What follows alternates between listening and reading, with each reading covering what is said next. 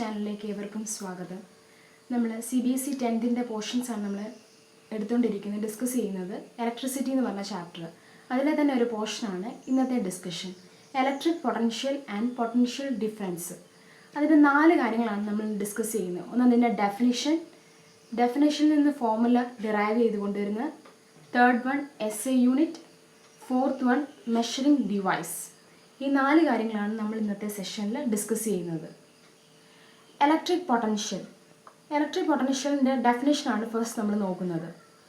Suppose Q എന്ന് പറഞ്ഞ ചാർജിനെ റെപ്രസെൻ്റ് ചെയ്യുന്ന ലെറ്റർ Q എന്ന് പറഞ്ഞ ചാർജ് എവിടെ ഇരിക്കുക? ഇൻഫിനിറ്റിയിൽ ഇരിക്കുക. ഇൻഫിനിറ്റി എന്ന് പറഞ്ഞാൽ ഒരു ഫാർദസ്റ്റ് പോയിന്റിൽ ഇരിക്കുക. ആ Q എന്ന് പറഞ്ഞ ചാർജിനെ എനിക്കൊരു പർട്ടിക്കുലർ പോയിന്റിലോട്ട് കൊണ്ടുവരണം. സപ്പോസ് A എന്ന് പറഞ്ഞ പോയിന്റിലോട്ട് കൊണ്ടുവരണം. അങ്ങനെ എനിക്ക് കൊണ്ടുവരണമെങ്കിൽ ഞാൻ എന്ത് ചെയ്യണം? I have to do some work. ഞാൻ കുറച്ച് വർക്ക് അവിടെ ചെയ്താൽ മാത്രമേ ഈ ചാർജിനെ എനിക്ക് ഒരു പർട്ടിക്കുലർ പോയിന്റിലോട്ട് കൊണ്ടുവരാൻ പറ്റത്തുള്ളൂ. ഞാൻ വർക്ക് ചെയ്തു എന്ന് വെച്ച് കഴിഞ്ഞാൽ എൻ്റെ എനർജിയാണ് അവിടെ സ്പെൻഡ് ആയത്. നമ്മൾ law of conservation of energy വെച്ചിട്ട് energy can neither be created nor be destroyed. നമുക്കറിയാം, ഒരു ടാങ്കിനകത്ത് വാട്ടർ സ്റ്റോർ ചെയ്ത് വെച്ചേക്കോ, വാട്ടർ സ്റ്റോറേജ് ടാങ്ക്. അവിടെ എന്തുവാ, അത് ഹൈറ്റിൽ ഇരിക്കാൻ നേരത്ത് അതിന് പൊട്ടൻഷ്യൽ എനർജിയാണ് ഉള്ളത്. ആ ടാങ്കിൽ നിന്ന് വാട്ടർ വെളിയിലോട്ട് വരാൻ തുടങ്ങുമ്പോൾ, ഫ്ലോ ചെയ്യുമ്പോഴത്തേക്കിന് അതിൻ്റെ പൊട്ടൻഷ്യൽ എനർജി എന്തായിട്ട് മാറും? കൈനറ്റിക് എനർജി ആയിട്ട് കൺവേർട്ട് ചെയ്യും. ഇതൊക്കെ നമ്മൾ അറിഞ്ഞ കാര്യമാണ്. അപ്പോൾ എനർജി ട്രാൻസ്ഫർ ആണ് അവിടെ നടക്കുന്നത്. അപ്പം ഇവിടെയുള്ള എനർജി, ഈ Q ചാർജിന് ഞാൻ കൊടുത്ത എനർജി ഈ പോയിന്റിലോട്ട് വരുമ്പം ആ ചാർജിലോട്ട് ആ എനർജി ട്രാൻസ്ഫർ ആവും. അതിനെയാണ് ഇലക്ട്രിക് പൊട്ടൻഷ്യൽ എന്ന് പറയുന്നത്. അപ്പോൾ ക്ലിയർ ആയല്ലോ? ഇലക്ട്രിക് പൊട്ടൻഷ്യലിൻ്റെ ഡെഫിനിഷൻ എന്ന് പറഞ്ഞാൽ is the amount of work done in moving a charge from infinity to a particular point. ഇതാണ് ഇലക്ട്രിക് പൊട്ടൻഷ്യലിൻ്റെ ബേസിക് ഡെഫിനിഷൻ. ഇനിയും ഇലക്ട്രിക് പൊട്ടൻഷ്യലിനെ റെപ്രസെൻ്റ് ചെയ്യുന്ന ലെറ്ററാണ് V എന്ന് പറയുന്നത്, ക്യാപിറ്റൽ V. ഇതൂടെ ഒന്ന് ഓർത്ത് വെക്കുക. അപ്പോൾ ഡെഫിനിഷൻ നമ്മൾ നോക്കി. ഇനി നെക്സ്റ്റ് അതിൻ്റെ ഫോർമുല എന്താണെന്ന് നോക്കാൻ പോകുന്നത്. ഫോർമുല അപ്പോൾ ക്യാപിറ്റൽ V നമ്മൾ പറഞ്ഞു. അപ്പോൾ V is equal to, definition എന്തായിരുന്നു? Is the amount of work done in moving a unit charge from infinity to a point. അപ്പം വർക്ക് ഡണ്ണ, amount of work done W by എന്തിനെയാണ് move ചെയ്യിപ്പിക്കുന്നത്? ചാർജിനെ. Charge represented in terms of capital Q.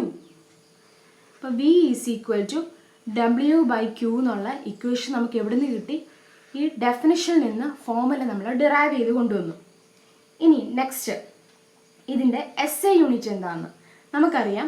Work എന്ന് പറയുന്നത് നമ്മൾ എന്ത് work ചെയ്തു, അത് എന്തിൻ്റെ ടേംസിലാണ് പറയുന്നത്? ഇൻ ടേംസ് ഓഫ് ജൂൾ ആണ് വർക്കിനെ റെപ്രസെൻ്റ് ചെയ്യുന്നത്. ജൂൾ ബൈ Q ചാർജിനെ റെപ്രസെൻ്റ് ചെയ്യുന്നത് in terms of coulomb, capital C. അപ്പോൾ നമുക്ക് കിട്ടുന്നത് joule by coulomb or joule coulomb raise to -1. ഡിനോമിനേറ്ററിലുള്ള കൂളോംബ് ന്യൂമറേറ്ററിലോട്ട് പോകുമ്പോൾ റേസ് ടു -1 എന്ന് പറഞ്ഞു. Joule coulomb raise to -1. Or ഇതിനെ എന്തെന്ന് പറയും? വോൾട്ട് എന്ന് പറഞ്ഞൊരു യൂണിറ്റ് കൂടെ ഉണ്ട്. It's named after Alessandro Volta. അതുകൊണ്ടാണ് അതിന് വോൾട്ട് എന്ന് പറഞ്ഞൊരു യൂണിറ്റ്. അപ്പോൾ ഇത്രയും ക്ലിയർ ആയല്ലോ. ഡെഫിനിഷനിൽ നിന്ന് ഫോർമുല വന്നു, ഫോർമുലയിൽ നിന്ന് SI യൂണിറ്റ് വന്നു. അപ്പം നമുക്ക് 1 വോൾട്ട് എന്ന് പറയുന്നത് എത്ര വരും? ഇവിടെ എല്ലാം 1 കൊടുത്താൽ മതി. 1 ജൂൾ ബൈ 1 കൂളോംബ്. അപ്പം ഒരു കൂളോംബ് ഓഫ് ചാർജ് നമുക്ക് എവിടെ നിന്ന് കൊണ്ടുവരണം? ഇൻഫിനിറ്റിയിൽ നിന്ന് ഒരു പോയിന്റിലോട്ട് കൊണ്ടുവരുമ്പോൾ ഞാൻ എത്ര എമൗണ്ട് ഓഫ് വർക്ക് ചെയ്തു? 1 ജൂൾ ഓഫ് വർക്കാണ് ചെയ്തത്. അതിനെയാണ് 1 volt. 1 volt is equal to 1 joule per 1 coulomb. അപ്പോൾ അത്രയും ക്ലിയർ ആയല്ലോ SI യൂണിറ്റ്. ഇനി നമ്മൾ നോക്കാൻ പോകുന്നത് അതിൻ്റെ മെഷറിംഗ് ഡിവൈസ്. മെഷറിംഗ് ഡിവൈസ് എന്ന് പറഞ്ഞാൽ എന്താ? ഇതിനെ മെഷർ ചെയ്യുന്ന ഡിവൈസാണ് വോൾട്ട് മീറ്റർ.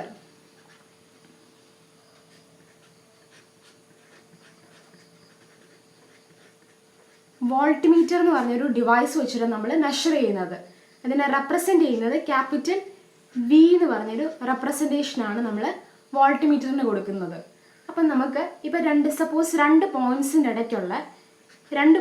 ഇടയ്ക്കുള്ള പൊട്ടൻഷ്യലാണ് നമുക്ക് കണ്ടുപിടിക്കേണ്ടത്. അപ്പം നമ്മൾ വോൾട്ട് മീറ്റർ കണക്ട് ചെയ്യുന്നത് ഇതിന് എക്രോസ് ആയിട്ടായിരിക്കും, അല്ലെങ്കിൽ പാരലായിട്ടായിരിക്കും വോൾട്ട്മീറ്ററിൻ്റെ കണക്ഷൻ വരുന്നത്.